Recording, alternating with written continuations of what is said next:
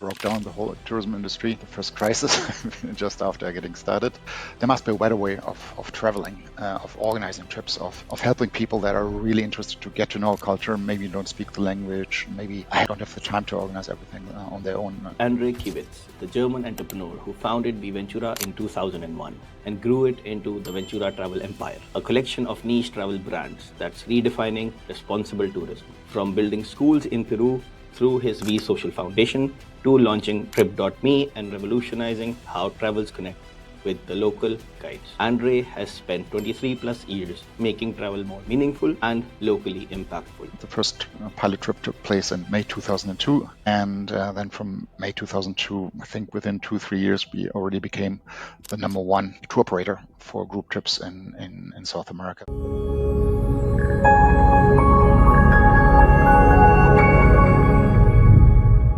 Hallo und herzlich willkommen bei The Executives, Andre. Hallo Majid, danke für die Einladung. So I think this is the first time you heard me speak German, or? It is, to my memory, yes. I definitely always talked in English to you. Maybe you talked a few words in my presence, but it's first time in German, yes. Damn. But I would love to give you the stage so you can walk us through who is Andre and what is Ventura. You spoke to me in German, so I'm from Germany and grew up in Krefeld, close to the Dutch border, and yeah, made my Abitur and my graduation was from high school, and then had a wish to just be far away from home my whole life. So I did a civil service, kind of the furthest south I could go, and then I started tourism. And while I studied tourism, I organized my first trip to South America because I had the luck and the fortune to do an internship in Ecuador, in Quito, and to work to go to university in Arequipa in Peru, which deeply impacted me, and I wanted to combine that as a business later in founding Ventura. So my passion because of this internship, because of studying in Arequipa, really became South America and traveling. On top of that, when I went to university, that was in 1996, I started and I finished at the end of 2001. Internet was just born in 1996, so I was not a computer guy. I just got my first real computer when I started going to university. And the first thing I did was find out what this HTML stuff is. So create my first website, and I really enjoyed that also. So during the studies, it became clear that South America is a thing for me. I love travel, and I love this internet thing. And as a result, I organized the first trip in 2000 with a friend of mine to Ecuador for 3 weeks, which turned out to be a big success. We were a group of 15 students from different parts of the German-speaking world, Austrian, Swiss, and Germans. I had a great fun, and then I decided, I'll move forward and start a company. Back in the day, creating a company was not that sexy. I really had a hard time finding a co-founder. I didn't want to do it myself. And the first people I asked, they were scared. Everyone wanted to become an employee, and but then it worked out. And in September 2001, we founded Viventura, just 4 days ahead of 9/11, which then broke down the whole tourism industry, the first crisis, just after getting started. And this is how it got started in 2001. My passion is and was South America, so it just made sense for me when I started Viventura to move to South America. So basically, I went to the how do you call it, Chamber of Commerce, and the notary, did the papers. Everything was put. I got the bank account. The partner that I started with back in the day, he stayed in Germany. He was just around for another 3-4 years, but that's how the German part got started. And I moved to Peru, and actually moved to Arequipa, where I went to university before, and I studied there. So I had my background there, my friends there, what made it easier for me to start. And basically, Ventura was a Peruvian company, so we were employing everyone in Peru, and we got lucky that while we had amazing trips. Yeah, maybe I need to tell you what my motivation also, apart from my three passions, were. I When I lived in Peru, when I lived in Ecuador, I saw first of all, very few tourists and groups. And the groups that I saw, they were huge. There were like 40 people in a group. Or when I went to in 1997 to Colombia for the first time and went to Cartagena, and there were no tourists at all. But suddenly the cruise ship came, and for 4 hours, 6 hours, the whole city of Cartagena was flooded with tourists, and then they were gone again, and it was like the worst experience. Like everyone else would like escape the streets. Now it's everything's full, get out. And that's the only experience that they would have from Colombia. And I met so many people. Have you been to Colombia? Yes.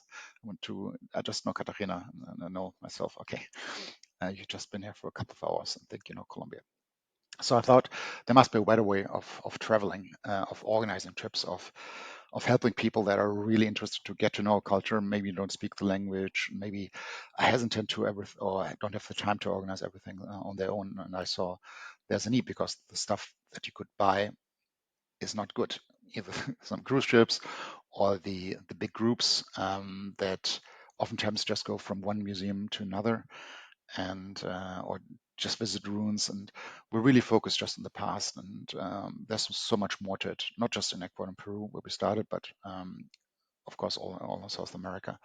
Yeah, so we created the first trips, and yeah, until today we don't buy online or we have a partner. We don't know the trip itself. Like when we create trips, we go to the destinations, talk to the hotels, look at the room where we stay, find out everything. So I did that in November 2001 till February 2002, and came up with a route which no one offered back in the day. We call it the Peru-Bolivia-Chile route, starting in Lima, going to Arequipa, the Andes, going to crossing over to Bolivia and ending up in northern Chile. This route turned out to be the route, and now like every tour operator in Germany offers this route. But back in the day, we were the only ones, and that really helped us start off. And we had big success. So the first pilot trip took place in May 2002. And then from May 2002, I think within 2-3 years, we already became the number one tour operator for group trips in South America. We opened up offices around South America, and yeah, it was really going well. Then in 2006, we expanded to the French market, which we still have, and it's very important still for us. Why don't we just expand to other regions, which is typically what German tour operators do. They start with one region where their passion is, and then they extend. Because it was really core for me that my passion is South America, and I didn't want to expand that to other regions. But so then to expand, we expanded to the French market in 2006, which was really successful.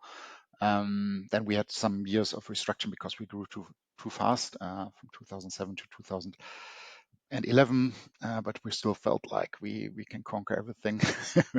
Everything we touched worked out. But then the first things came that didn't work out. So we wanted to go to the S market, for example, with Viventura.com. That didn't succeed. It's almost 24 years now, right? 24. It's no 7th of December 2001. 2001 we started, so it's 24 years and 1 month. But actually 24 years to the day, roughly, I moved to South America to start Viventura Okay. in Peru. So next year is 25 years. So there's like a party for 25th year. There's what's the word for the jubilee for 25 years? Yeah, we have You know, big right? plans. Yeah, yeah, I know next year is a big year for us. So as you know, Majid, we have an offsite once a year, and usually that offsite is tied to a goal that we set ourselves. So Mm. because of financial resources, and offsite taking so many people, even though it's super important for us as a remote company to have once a year everyone together, it's quite a big financial investment. So we tie it Mm. to a goal to make sure that we can afford it. but next year and the coming years also we decided to fix bake it into the budget. So next year with 70 people, we will go to actually that route that I just explained, back to the roots, from Lima to Arequipa, work 1 week in Arequipa, then go to the Andes, to the Lake Titicaca, where we had a big, our first big, no, one of the first big VSocial projects. Then to La Paz, work 1 week from La Paz, and those who want to end the trip can go to the Salar de Uyuni and to northern Chile. And we're Mm-hmm. gonna have our birthday party December 3rd, 2026 in Arequipa. So we're already having it very, very concrete. And if we hit our goal in Q1, then everyone, we are now 130, 135 people, then everyone is invited to join and we work together. Very exciting. Nice, nice, nice. Before we dive into that, I have an absolutely random question. I've asked people what if they suddenly won the lottery, but today for you the question is, what would stress you out more, losing a week of Wi-Fi or your luggage? I think neither would really stress me out. So uh, actually, not having Wi-Fi is something positive. So I went to. The answer is probably the Wi-Fi because yeah, the luggage is not an issue. That's an easy solution. Maybe the passport, that would be an issue. The passport, if that would be a choice, if the passport is in my luggage, then I would pick the luggage. So, but last year I went to the Galapagos Islands with my son for a week and actually looked forward 1 week without Wi-Fi. And then actually the boats already have Wi-Fi. They have Starlink, so screw that. But it doesn't. Yeah, I think it's if it's on plan and you can prepare for it, then 1 week is fine. Mm-hmm. I, I mean, I know someone who lost their passport actually. Like they got pickpocketed, you know. They were on the way to the airport Hmm. and they just got like someone pickpocketed and they lost their passport. The Yeah, guy that was so was freaked out, so it was like and they he was visiting another country, you know, so he was in Spain, so and he was from India, so it was like a whole mess, you know, like okay, what do we do? So we had to contact the embassy, you know. It was like a whole mess, you know. It was very, very messed up. Losing the passport can be very bad. yeah. um Didn't happen so far, but that would be messed up definitely. yeah, true. I think like with Germany, it would be slightly better because you have your ID that you can still use to enter the country, right? Like your ID. But like, I think you can use the ID, but if a foreigner loses their passport, they cannot even enter the country again. Yeah, and the ID doesn't help if I'm in Japan or in South Oh yeah, America. that's true. The That's German ID true. doesn't help either. I think. That's true. That's true. Um, but right now you are in 17 markets, right? Or how many markets are you in? Or how does Ventura work? Like, let's explain that first to the people.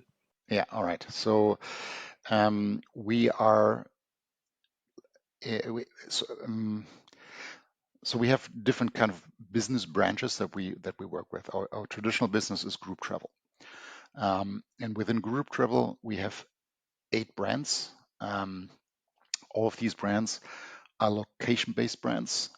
So we have one brand for Ventura South America, then we have Japa Ventura. Then we purchased a tour operator, China Tours, in Germany in 2021, which we operate now and it's going really well also. So we have 8 group travel brands. Then we have 2 platforms. So with group travel, we do the research, we find hotels, we build our own trips. You can buy these trips nowhere else. These are unique to us, and we have our own tour guides in German and French. Soon, by the way, in English, because we launched the UK market. Actually, the person that starts the UK market, after I finish the podcast, I have a talk with him because it's his first day. Very exciting also. So then we have platforms. Platforms here, we don't have our own products, but we resell. So we have Galapagos tours for boats. If you want to go to the Galapagos Islands, it's the most complete platform you can find online to see all boats and all departures. Same as for polar tours for the Arctic and the Antarctic region. Um, then we have Epic Trips. which is the tailor-made niche. So here we believe that tailor-made is rather an area where you have to win the market with technology. It's so much detailed work and this manual copy and pasting and creating an itinerary draft with human beings. I think the human beings are important, but they need tools. So we believe um, AI is well done for tailor-made trips or private trips. So Epic Trips is covering that business trench. So that's three. And the fourth one is not someone where we get money, but where we spend money. Here we have two brands. VSocial is our association or foundation to support community-based tourism projects around the world. We support presently around 30. We had many before, but it's a phase of 3-4 years. Our goal is not just to hang on to them, but to enable them to profit from travel on themselves without our needs anymore. And then we have Forest Guardians or the Forest Guardians, where we purchased a piece of rainforest in Ecuador. There's a community next door, and we also will give that land long term to that community, but secure that land. And yeah, there's lots more to it. So these are the four areas where we put our energy in. Mm-hmm. I mean, the whole concept of tourism, right? So 90s was different, 2000 was different. Now it's like my goal whenever I travel is not that I want to go and see, for example, the Eiffel Tower in Paris. I mean, I can see pictures and I can just visit it once. And that's, I think, different with Ventura, right? That's basically you guys are offering an experience. So and like dive yourself into the whole cultural thing, right? Like how Mhm. or hmm, Yeah, it depends on the destination, of course. Some hmm, trips are more culture based, some more nature based. But what we want to show is not we want to go behind the fancy magazine from the tourism board that shows everything that's in a super nice way. But what we want to achieve that our travelers who are really interested to find out what's really going on in a country, to enable them so they as a, they, in South America they don't speak just Spanish, or in Japan they don't speak Japanese, but we have tour guides who help them discover and find out and make interactions with local people. And they're really interested in this. They want to find out more than just seeing Machu Picchu or just seeing the rainforest. So what's really important for us is that it's interactive, that we meet locals. We almost all trips they stay in a community, so a little bit off the beaten path with some farmers or so to interact. That's one of the aspects that make our trip really unique, and not just check marking a country. I've been there, or check marking some top 10 highlights in the world. Yeah. hmm. I mean, it's also changing, right? Like highlight school. Like if I go to a city, I need probably like 2 hours, 3 hours to go through the top 10 things, because now you Google and it gives you the 10 highlights. Go see these You're ten a fast things. walker. Yeah, I do, because the thing is, at one point, like if I have to just see a market, right? Unless I know that this specific market is famous for this specific thing, I'm not gonna walk around their grocery. I mean, apples in Peru, apples in Germany, they are still apples, right? So unless there is something unique about those apples, I'm not gonna be spending too much time there. That's just me, because I the way so tourism is different for everyone, right? I mean, I do like the whole fancy thing, like the bling bling, but that's me. Not that it's right or wrong, but it's just me. Everyone has their personal preference, right? So, but Yeah, fancy in the way that luxurious or or high comfort, we offer that also. mm, But even the ones that have more budget and want to stay in 4-star, 5-star hotels, we still want to go take these guests, or what they ask us to do is to help them get outside of the comfort zone and not just see the very like the museums, but to go out. Just to give you an example, I was in March in Peru and doing some research for our trips. So what we're doing, for example, an old friend of mine who I know from the old days in Arequipa, she's running a living room restaurant with her husband. So it's very casual, but instead of going to a restaurant, they can cater for a small group of people. Thankfully, we are in Peru, we have maximum 11 people in a group, so they can join. It's like a Christmas dinner, a living room, and find out what an apartment looks like in Lima. And those kind of experiences you cannot organize yourself. It's very, very complicated. Mm. It's through our personal friendships that sometimes we're able to offer these kind of things. Mm. Even before organizing, right? You need to know where to find these kind of things. I mean, finding local things is hard. Like I remember when I was in Lisbon, Hmm. I was at a web summit, so I made friends with a few locals. They told me, I was like, man, I don't know why like I don't want to eat any more Burger King. I'm done with it, Like I really don't want to eat anymore. So he told me a shop which was extremely like opposite direction of where web summit was happening. It Yeah, was like a super small shop. I think he had like 6 or 8 chairs maybe in total, so only 8 people could sit and eat. It was so full, I literally had to wait 2 hours for the food. yeah, 2 hours, and yeah. the Uh, food I guess it was was worth it. freaking amazing. It was super cheap also, by the way. It was literally very cheap. I was like, and I was so happy. But the thing is, if I didn't meet the local, so I would never find out about this place, because the guy didn't even have a Google rating, so I couldn't even rate him like 5 star. Yeah, And yeah. Those are the best that are not so obvious, and also it makes you feel really, really happy and proud. I found this place and no one else did, so that's exactly the experiences we're after.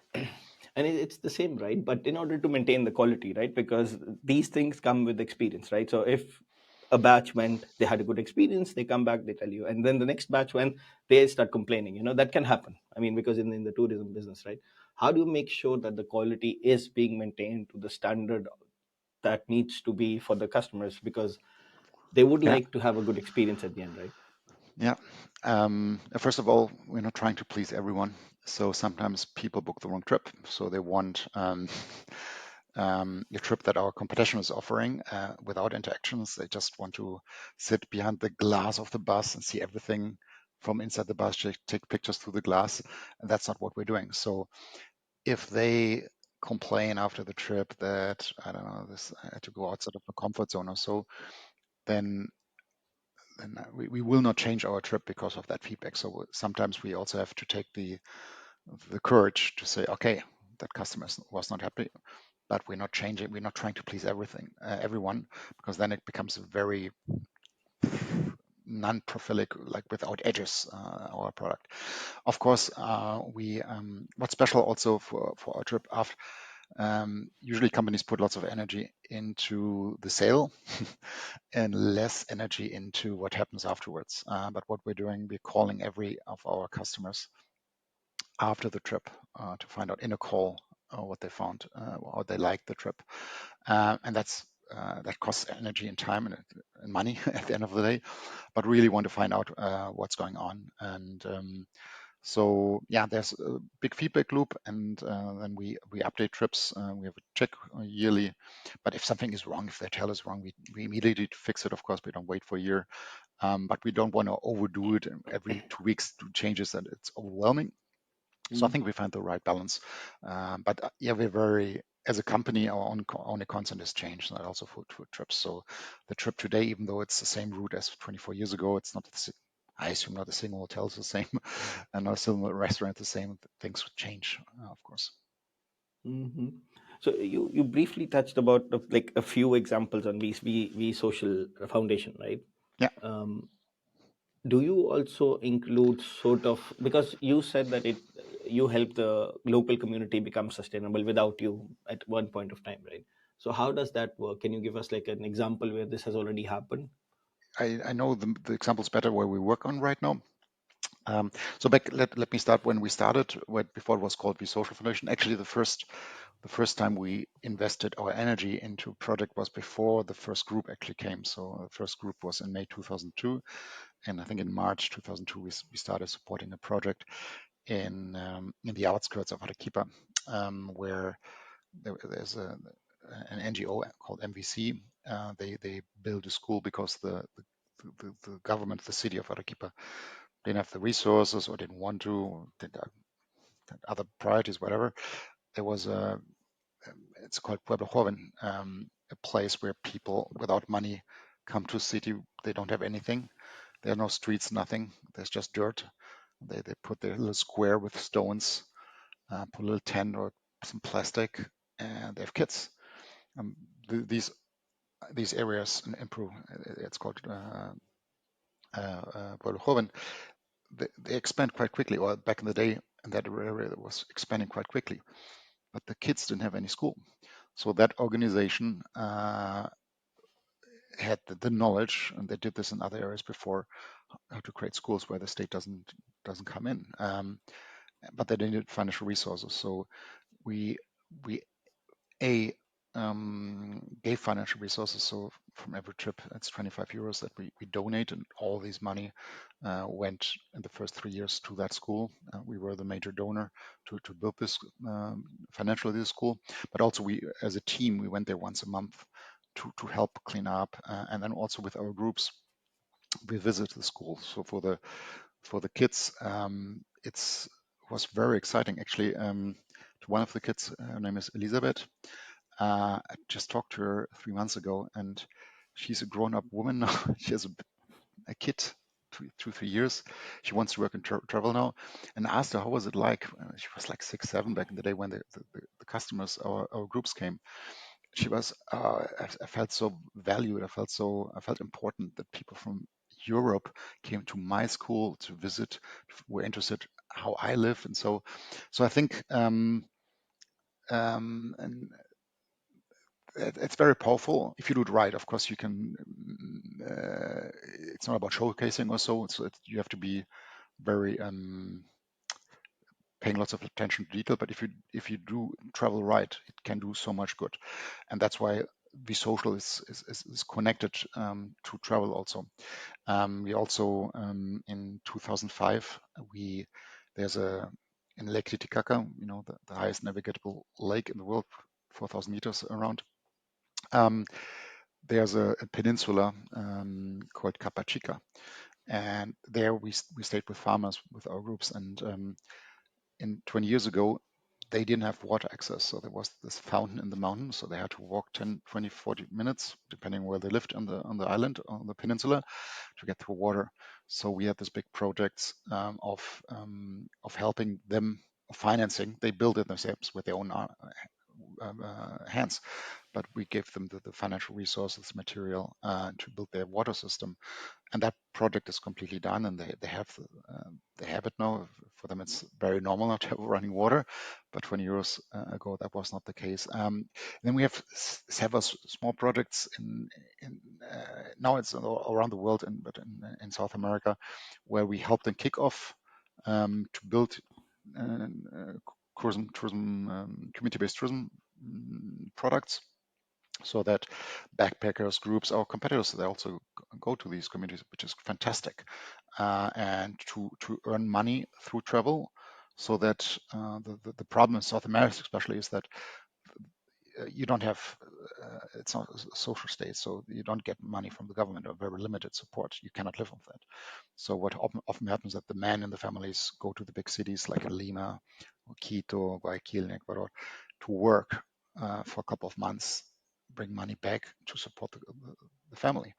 But by enabling those families to have income on the spot, the family keeps united, and they can keep their traditions, especially if other people around the world come there to see those traditions. So I think that's a win-win-win for the customer, for the family, yeah, and it's against getting everyone to the cities.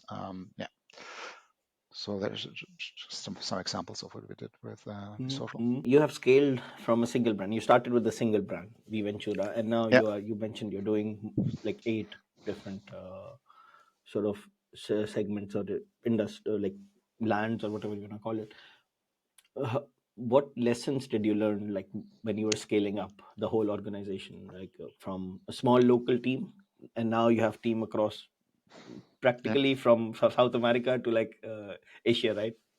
yeah. So yeah, the one thing we had from day one. So when I mentioned we in September 2001 we started in Germany.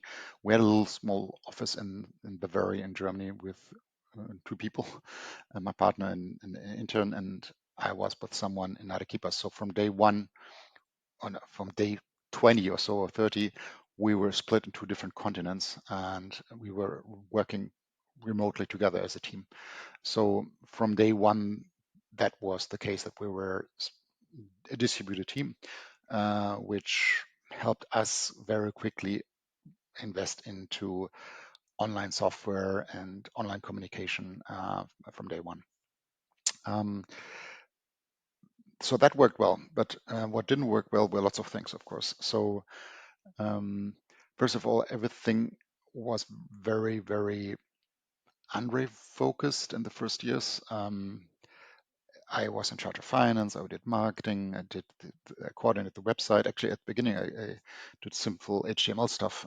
We didn't have so the website, in order to update it, you had to download the file from the FTP server, change it, save it, upload again, and that's also what I did. And I was a horrible manager. I think I always had a good heart and meant well, but I didn't know how to translate that into good leadership skills. So delegation was something completely unknown to me, and that really started to get into trouble after 3-4 years in 2005. I was working so much because I didn't know how to. We were like maybe 20, 30 people in 2005, or 40 maybe. I can't remember, but I did not know how to delegate. So my solution in 2005 was to leave Peru and to give it to someone else, because everything came to my desk. So I moved to Bogota, looked for someone to take care of the Arequipa office, and that worked. Suddenly, Peru was not on topic. So this distance showed me that I could delegate with. Of course, that's not a long-term solution. It helped me at that time. And then it took me until, I think, 2007, 2008, that I started investing my energy and time in reading and listening to books and podcasts on management. And that really shaped me until today. I still laugh. Just 3 weeks ago or 2 weeks ago, over one weekend, I read a management book again, uh, one that I like and I'll read a lot, repeat a lot. Um, and through those books, I learned so much. And then well, one thing is reading and it's interesting, but implementing is, of course, even more important. And then I started implementing and became really passionate about it. So I talked to you about the three passions of South America: travel and technology. And then along the way, there became a passion for leadership, entrepreneurship along the path. And that never went away. So, and today, so little by little, from the mistakes I learned, and I implemented things that we are doing. So as you know, we have for example, quarter evaluations that we don't have to wait for a year or have a yearly talk with an employee, or the weekly one-on-ones we're doing with everyone. That very or the decision-making process we have. So it's not just top-down, but or, peer feedback process of there's endless things that we do now that I feel that make it possible that today we are 135 people. I talked to my mom yesterday, and she always said, I don't know how you're doing this. Or yeah, it's if you have a good structure in place, it's not that hard if you have good people. Um, so yeah, I'm completely out of the details of the day-to-day business of the brands, thankfully. And sometimes I deep dive in. So, for example, what I mentioned in March, I went to Peru for a couple of weeks to go to do trips again, because I have the freedom to do it and I like it, and it's very core to the business. But usually I'm not doing these things. I'm trying to work on things like the UK market entry now is a topic. But then still at the challenge, how did I come from Viventura as a single brand to now we have 8 plus 2 plus 2 plus 1 plus, so 14 brands in total, if we include Ventura Travel as a brand also. How did that happen? And it happened because of my in Spanish we say terco. What's the English word? If you're the opposite of open-minded, how do you call it? Uh, Stubbornness. Close-minded? Yeah, Stubborn, yeah, okay. I was so stubborn. No, Viventura is South America. Viventura is South America. And the customers come back from the trip say, I love it. Why? I would love to see Asia with you. I would love to the same style, the same trip in Africa. I would love that. Please, please, please. No, Viventura South America. And I was really, really stubborn. And then until one day, Jonathan, a former team member, he came to me, but I really want to offer trips to Costa Rica and to Mexico. And I told him months before, no, it's impossible. It's not. It's outside of South America. And he said, but what if we not call it Viventura? And it seems like so obviously now, of course, that works. But then I thought, that's a good idea. Didn't think about this before. Oh, you can try that. And that was the birth of Pura Ventura. So we tried it, I think, December 2015. The pilot trip went. It worked well. Then we renamed the company from Viventura GmbH to Ventura Travel in summer 2016, and then we actively made this a strategy of looking for the next kind of unit. Jonathan was a team member, so he transitioned into that position. And what we wanted, or what I wanted to create, also because of my passion for entrepreneurship, was a position that was not really an employee, nor is it really an entrepreneur, but to have a mix to give the possibility to someone to come in, create a brand, think about define the brand, give it the branded name, the colors, decide on the logos, decide on the people that you want to work with, decide on the trip, the products, the providers. Ventura completely stays out, but at the same time use the horsepower of Ventura with HR, operation, finance, sales, IT, the website, of course, design, the knowledge from other brands that is already successfully implemented, included a brand. And so that's what we call an entrepreneur. And we just took a decision, the next brand. So there's one brand already decided. It's not public yet, but will come in 6 weeks maybe, and another brand will launch in Q1. So that's the process where every year we have more than 1,000 applicants to start a new brand, and then we pick the ones that we feel like are most promising. So that's how we we scaled up, and those units, of course, they were coordinated, but they're quite independent. So I believe it's very important to have a strong company culture and strong limitations within the room where you can act like values. But once that's set, to give lots of freedom for the individuals to find out how to best create their trip within that framework, within that travel philosophy, and that works really well. So I'm quite happy, and I'm not stressed. I still work a lot, but it's things are working well without me. If work becomes fun, I think stress reduces automatically, right? That's the thing. But Yeah, you, work is fun, when, exactly. I wouldn't mhm. call it work actually. Yeah, It's like AV. that's the thing. If someone wakes up in the morning and says, "Oh shit, I need to work," there's a problem. If Exactly. the person goes like, "Oh shit, I have to work," like with excitement, it Yeah, becomes more fun. yeah, Like what are we gonna solve today? exactly. But I have had people who were getting acquired by someone.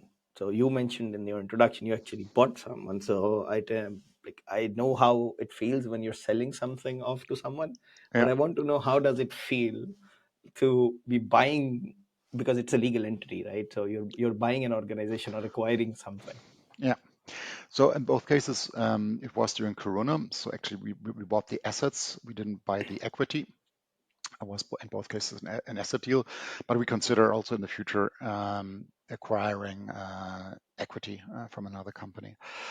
So I've never sold, so I don't know. I am the opposite. I don't know how it feels like to sell the company. And people sometimes ask me, "What's your plan with Ventura? Do you want to sell it?" And I said, "No, that's the last thing I want." Um, I'm very dedicated. As you know, I started another company with VCs and so on around 12 years ago. Maybe we get to that at a later stage. I made my experiences now, and after that, I value even more what I have with Ventura, where I'm 100% the owner, so there's no politics or so. Um, and I believe with acquisition, um, if you have if there's a good fit, if there's someone who with lots of passion has built a brand, a company that is Mm. specialized in something in travel, where we that niche we don't have, but that person has a reputation in that niche, or that brand has a reputation. They have customers, they know what they're doing, but they struggle in today's world with technology. With oftentimes tour operators are also maybe 20, 30 years old, just like Ventura. And the people that started might be in their 60s already, or 50s, 60s. Um, and they also look for a succession plan. So I, th- uh, I think Ventura is a really good option for them because their brand, we are a multi-brand organization. So we're not going to just eat the brand and make it into Ventura, but the brands can continue living. And I think it's a win-win for us. We gain knowledge and gain a brand that has a reputation already, and are faster in succeeding in that niche. While for the seller, that person can see how this brand continues to live in a modern way. After 3 weeks, gets hopefully a good working modern website from the Ventura system, have process in the way, and I think it could be win-win. So I'm very sure the two acquisitions that we made, definitely not the last ones, and there will be more to come in the future. Mm. Mm. Because it's like whenever you talk to someone who actually is selling, right, they have this sort of sign of relief and sadness at the same time, because they are giving away something they built, right, from scratch or something, and then eventually they're handing it over to someone, but they're happy because they know that that company is going to take it to the next level, unless the company wants to basically sell the assets for pennies. We have those Yeah, acquisitions as well, right? So yeah. But I but think they're two different kind of sellers. So lots of in the VC world, there are lots of founders that create a startup with the goal to exit. So my goal is to exit in 5, 6 years. So for them, the goal is achieved. So they're happy. They celebrate. While the companies that we purchase, none of them were founded to be sold. It's like a kid it's not 5 years old, maybe 10, 20. Like China Tours was 20 years old, and we purchased Apio also, that was close to 20 years old, I think. So that was like a kid to that founder, no intent to sell when they started. They did it. They started this company because of passion. So for them, it's really something very emotional, and also relief after a while. I think, God, I can do other things in my life. Yeah, but I think that it's quite different to a startup which with a strict goal in mind. I've got a VC on board. My goal is to exit within 6 years, for example. Mhm. But you now let's touch upon the VC part, because you did we are talking about trip.me, right? That's the Yeah, VC. But yeah, okay. yeah. So you were acting as you were the CEO, I think, till 2016, 2017, I think 2017. So we started 2017. Trip.me in January 2013. What is Trip.me, first of all? Um, I actually, on our first offsite, I mentioned the offsites that we do in November 2012. We were in Costa Rica, and there the idea for TripMe started because we wanted to expand with Viventura into private trips. And I we had the yearly strategy meeting coming up, so I wanted to prepare a business plan how Viventura will successfully enter into the private trip segment. And I did all this back and forth, and I felt like it doesn't make sense. It's so much work. The actual value is being created by the people that organize the stuff on the ground, and they need to be in the central role because they do all these changes and this change here, change there. It doesn't make sense that the outbound operator is so much in the focus. And then I came up with the idea: why don't we just give the business to the inbound operator? We call it DMC, Destination Management Company, and then the idea came up. So TripMe as a website that is good in marketing, that generates traffic, looks professional, and gives the peace of mind in terms of trust, so that customers would not send the money to Costa Rica or to Namibia, but can send it to a German bank account. We safeguard, and once the trip started, we transfer the money. So that idea seemed really, really logical, and then we went full speed ahead. So within 6 weeks, I found a team of three other co-founders, and we started in January 2013. I was really excited. Also, with this, in 2001, nobody cared about startups; was not exciting, and VCs. And I'm not sure if the name it probably existed in Germany, but I didn't know anything about it. I got really excited. So with TripMe, our goal was really ambitious. Let's be the number one platform for private trips or tailor-made trips. And we started, and we mid-January 2013, we started. 8 weeks later, the first website was online for the ITB. It was really quick and fast. And then we started to raise money, and that took longer than anticipated. So we got money in 2014 from a Japanese VC, which was exciting, but was not a huge amount either. And then, yeah, we made a mistake. We spent too much money quickly.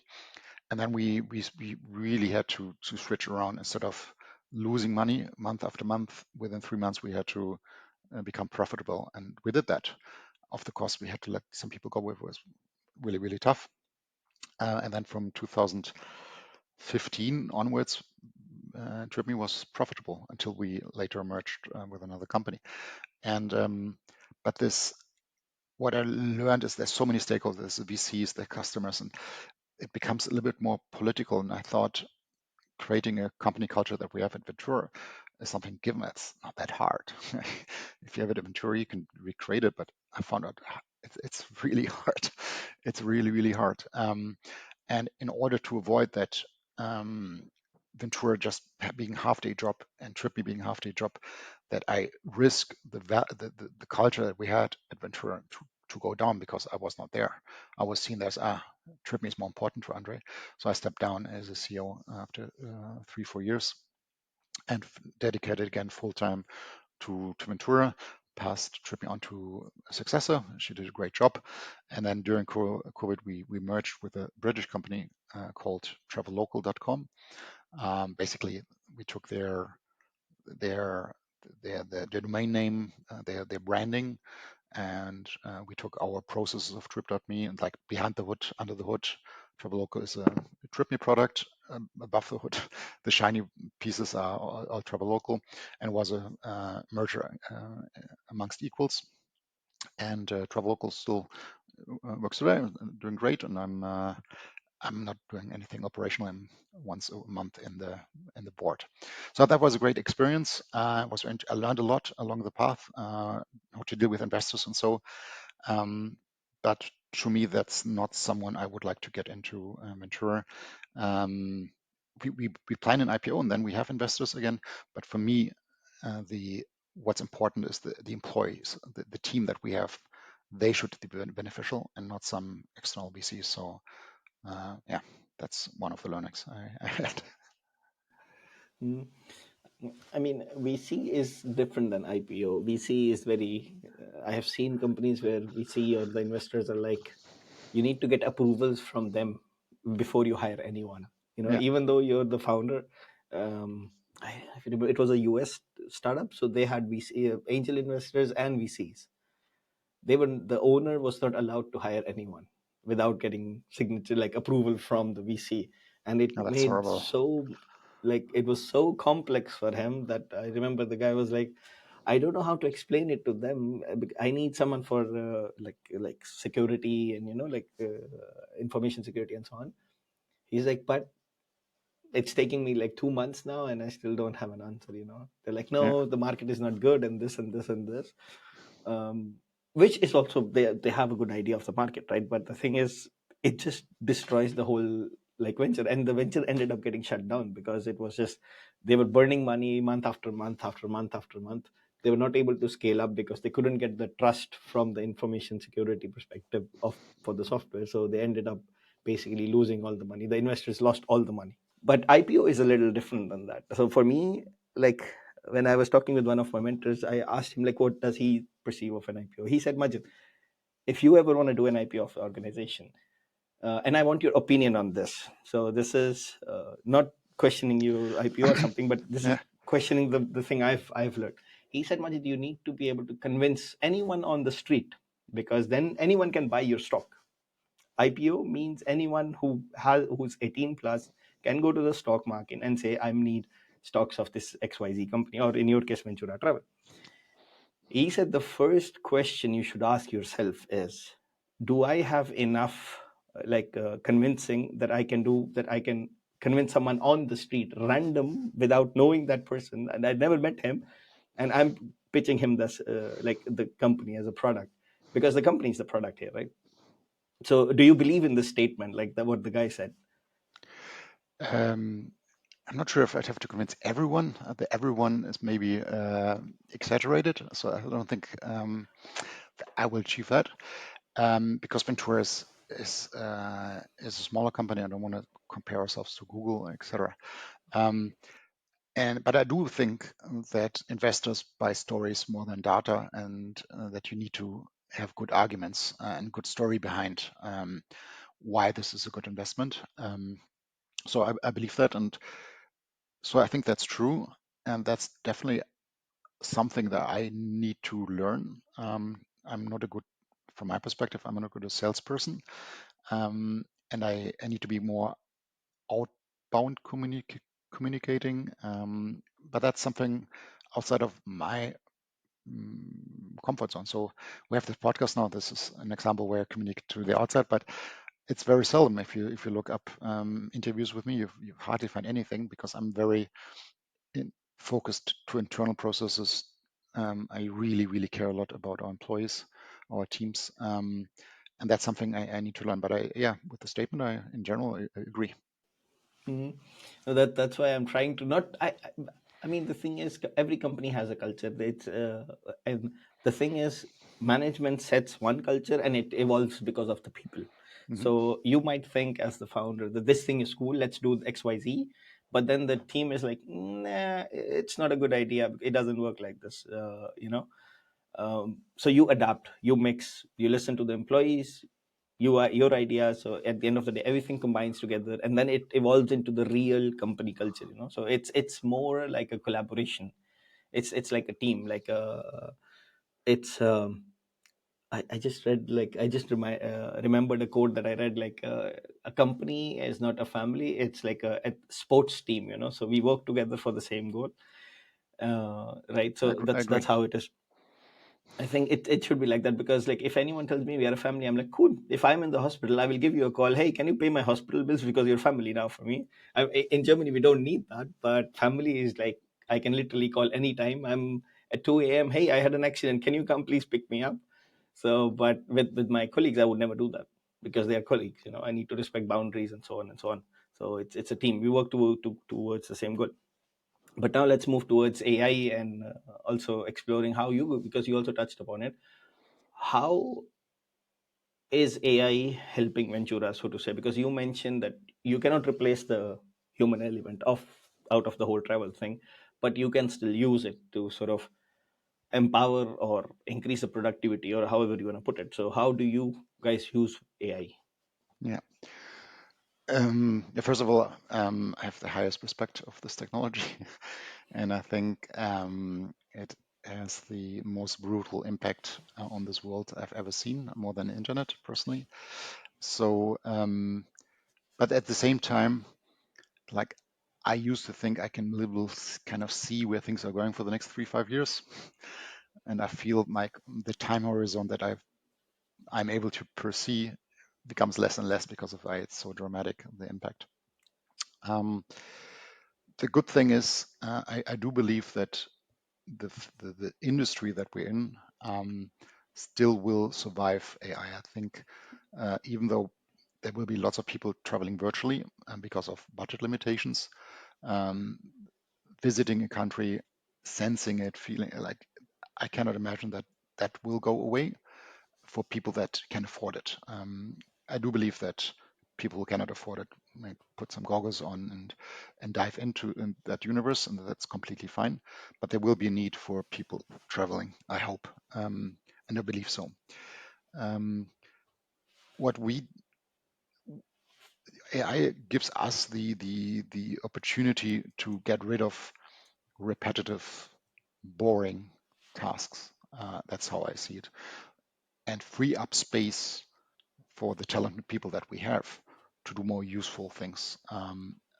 That's how we perceive it, and that's how we implement AI in our back-end systems processes since 2 years in order to make more and more room for the existing team to speak more with customers, not less, to have better services. Uh, we are going first things that we haven't done before. We now finally can do with the same amount of people. So next year we're going to have a road show, and we're going to travel fairs, things we we never had the time to. So that's how we shift, reduce the manual work, and not to reduce costs. So that's not the goal, but to give that free time to things that we were not able to do before. Mm-hmm. I mean, let me surprise you, because when I was, I think it was a week ago or something like that. 2022 market cap of community-based tourism was around $500 billion, 560, 570 billion. By 2032, I would let you take a guess. How much do you think would it be? Never believe in data that you didn't fake yourself, first of all. No, no, you. It's by Allied Market Research. I think it was like it's a legit Yeah. data provider. No, I know you have legit data, but I don't know how they would measure community-based tourism market cap. So I would, from 2025 to 32, you said, 2022 to 2032. in 10 years. Well, 2022 was COVID, so was nothing. 10x, 10x. Days now it's 4x, so it's 4x. 2.2 trillion dollars. Okay, I mean, I just said because of COVID, and I thought that was uh, basically zero. but that's the thing that surprises, right? I believe so. You are right. The whole virtual part would be a cool thing. It would be like a new industry altogether, right? It's a new thing, but Yeah, that will also interest people who have never traveled before. Oh, I can do this in real life, So they see the experience first. How does it feel? And then they actually are able to buy the real trip to experience in person, because no matter how good is the virtual reality, I mean, I wear glasses, you wear glasses. I don't know if you have tried it. I don't like the VR right now. It's so annoying with the glasses, and if I take off the glasses, I'm like, I don't see anything you yeah. know No, so to me, yeah, I've tried it also, but I do believe it will work, and in a few years, we'll, not everyone, but lots of people will, maybe 20-30% will walk around with it. I could imagine that.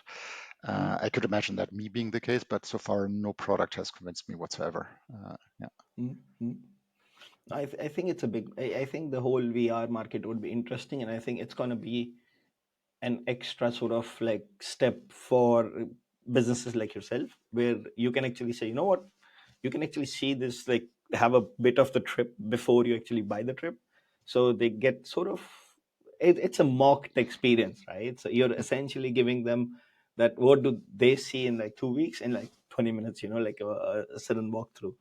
It might boost up your sense if your audience is the Gen Z, like people between 20 and let's say 45. If it's a little above, it might still help. I don't know. yeah. I've never tested AR with 45 plus. It would be cool. But you also had to deal with first the financial crisis 2008, then you also mentioned what the other incidents, right? And now recently COVID. Travel was like one of the most brutally hurt industries. I mean, some industries grew, but travel, I think, was pretty hurt, like hurt very, very bad.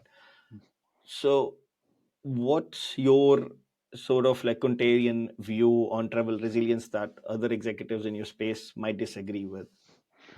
Um, Maybe a contrarian view is that I don't see our team members as costs, but investments. Um, that like in COVID, what we try to do is not reduce costs, but to use the no, we had to reduce costs, of course, like anyone else, but to use the time and say and think what can we do now that we couldn't have done now? What's the opportunity here? In every good crisis, there's an opportunity. And for us, it was to rebuild the complete back office from scratch, basically, because we had support from the government, and like to go through. So we didn't have to fire. We didn't fire a single person, but we didn't have to because we had the support. B, there was basically the business was basically zero, and we could take the time to rebuild. It's like was a little bit like a gift from a technical standpoint when you have the chance to rebuild a running system, if not in COVID. So and I saw the people that we have. They're great. They invest. Let's use the people we have instead of finding ways to reduce the cost or getting rid. To take them and invest the energy into rebuild the whole infrastructure, which we then launched a year later in I think in summer 2021. Oh no, summer 2020. I can remember. So during COVID, after some quarters in, we relaunched, and then had a couple of quarters. We relaunched really early as it was basically an alpha, but we could do it because business was so down and took another 3-4 quarters to fine tune it, and then in retrospective, I think that was a really good decision. Now, no one complains about our software anymore. Back in the day when we relaunched, oh, it was different. So that was our take on COVID. Mhm. So you basically used COVID to reinvent, reinvest, and prepare for bigger scale up operations. If Exactly. I were Yeah. to summarize, yeah, Yeah, cool, cool. that was the strategy to prepare for when the revenge travel would happen, to be better shape than ever before. Mhm. So and because so the travel industry talks a lot about sustainability now, hmm and you have been doing it for over 20 years. What's your take on these current sustainable travel trend? Is it like a genuine transformation, or do you think this is all mostly marketing greenwashing by companies trying to catch up? No, I don't think it's mostly greenwashing. Um, I think that from a customer standpoint, I don't think the customer, it's like they buy with the most sustainable company. I think they buy the trip with the most amazing trip. Um, but that trip should be or needs to be sustainable. So if there's the most amazing trip, but it goes hand in hand. Like if you have a great trip that travels with 50 people and the impact is really big on it, you can how good of a trip would that be? Or the most amazing trip, is it possible to have the most amazing trip that just stays in Hilton and chain hotels? How amazing can such a trip be if it's not authentic and unique, etc.? So I think it goes hand in hand. So um, people first of all, our customers pick our trips not because we are the most sustainable, because our trip hopefully are the best on the market. And then I think they check internally and are they sustainable, and they look for that. So in our case, we have the TrueCert certificate. Other companies something else. And of course, every company has different, like the level of dedication is different. They just do the absolute basic just to get the check mark, which is, in my opinion, acceptable and fine. And in our case, we have 4 team members working in VSocial and CSR out of the 135. So we take it much seriously than most, I would think. But I don't think it's in our sphere with the competitors we have deal with. It's not greenwashing to me. But there's always you always find people because the level it's subjective and somebody looks for perfection. And we make mistakes. There's not we still fly, and people might say flying to South America is a no-go. You need to take the boat. Okay, then what? Yeah, yeah. swimming or sailing is an alternative. That's subjective, and I think it's fine for them to say that. Then we have, but it's you cannot please everyone.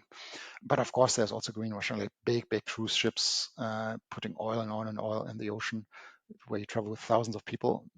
Like the ships that go to Cartagena that you mentioned to be nothing to do with sustainable, but they also try to get a sustainable kind of um, certificate, which to me is well, like resorts. Like maybe they reuse water or whatever, but the fact that there's a resort and you just with other foreigners in a big area and you don't get out, that kind of trip is by itself is so such a shame that you travel far away and you just see Germans, if you're German, in this little bubble somewhere. But they might get a certificate, but maybe rightfully because they have all this bio food, whatever. But that's not travel done right to me. Mm, true. Yeah, I think it's also about perception, right, of the people. Like, what do you perceive as good travel? I mean, some people, like we talked about it before, prefer comfort. For them, staying at Hilton is better than staying at a hostel. Some people prefer a hostel. I mean, just giving an example right now, right? No, But but just to give you an example, but even if you like luxury, you can have luxury without 100 rooms, maybe with 10 mhm, rooms, and have a very true. unique, amazing experience in 5 stars. That is, in my opinion, way better than a traditional Hilton. Yeah, but then tastes, of course. But we will not offer 5 star hotel chains unless they have a monopoly, their own hotel in that city. Then we would be forced to do it. Yeah, but we launched a premium trip type to Peru now, which actually even has business class included, traveling to Peru. And here we have really unique hotels where we stay without hotel chains. Yeah. Hmm. Two final questions. One is, what was the most hilarious moment in 24 years of running the business Ventura? So, a funny story that maybe that time it was stressful, or maybe it was funny that time as well, and it's still funny. Um, now you got me off guard. What was the funniest story? Um,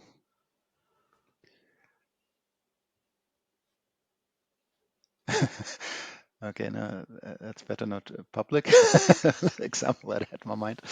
Um, uh, maybe I give you the most impactful one.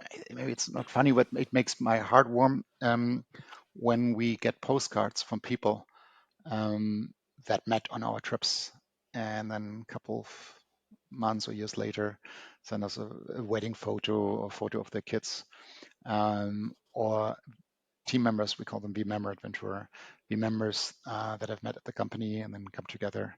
There are several of these, and those are for me kind of the most magical moments when you see what impact you had on people's life. Mm. Like, maybe for the people working at Ventura who got married, you should call them V couples or something. That's a good idea. Yeah, there's so many of them already. That's a great idea. It would be, because we have V members, we have VSocial, and then there's like another thing called V couples. Everyone is like, huh? Cool. Now, and, I like that. Yeah. and the final question: what are the next big plans? I mean, you touched upon it briefly, but what are the big plans for Ventura and yourself, Andre? Yeah. So we do have big plans. Um, so for next year, like the UK, going to the UK is a big step. Then achieving success with Epic Trips and TaylorMade. It's a big challenge through technology. Then we're going to launch. Already, it's clear 3 brands over the next 2 quarters. That's very exciting. Um, then the project in Ecuador is quite new, the rainforest project. I'm very excited about that. Yeah, and last but not least, the IPO. It's something completely something new to me. For most people would be. So it's not like I call someone. Just it's very unique. But my goal is, as you know, we've shared virtual shares with team members in the company, and I really try very hard and fight very hard that the people that made this success all possible will benefit from an IPO. That's my motivation for it, and that's hopefully coming in 2 years and a bit. Mm-hmm. Cool. I wish you all the best. I like they say in German, Ich drücke die Daumen. Yeah. Thank you so much. Thank you. So I wish you all the best. And thank you so much for joining in today. This was actually a very fun conversation. I really enjoyed it. Didn't even realize an hour had passed, or even more than an hour. To our listeners, thank you so much for tuning in to this week's episode of The Executives. If you want to connect with Andre, his LinkedIn would be mentioned, or if you want to book a trip with Ventura, the link would also be mentioned. And if you found this episode valuable, do not forget to subscribe and share it with your network. Until next time, this is Majid signing off.